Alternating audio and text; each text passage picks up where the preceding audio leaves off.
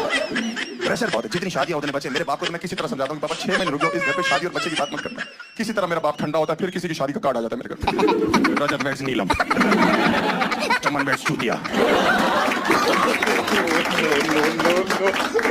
35 card रखे दिसंबर के मेरे घर पे सभी शादी हुई। 35 कार्ड, ऐसा लगता है हम धंधा करते हैं कार्डों का शादी में। ब्लैक मार्केटिंग करते हैं हम लोग, दूसरों घर से उठा के अपने घर में शादी कार्ड रखे हम लोग। 64 साल का एक बंदा है, तीसरी शादी है उसको। 64 साल का बंदा, मेरे बाप कह रहे इन्हीं से शर्म करो, मैंने इनसे तो आपको आनी चाहिए। नहीं तो किसी की पहली शादी, किसी की दूसरी शादी, किसी का तीसरा बच्चा, किसी की चौथी शादी। हम साला घोड़ी पे चढ़ना नहीं चाह रहे, उतरना नहीं चाह रहे। हर शादी के कार्ड में वही चूतिया लिखा है, मेरे मामू की शादी में जलूल जलूल आना, मेरे चाचू की शादी में जलूल जलूल आना, मेरे लोलो की शादी में जलूल जलूल। ये कौन से चूतिया बच्चे हैं जो लिख तो रहे हैं।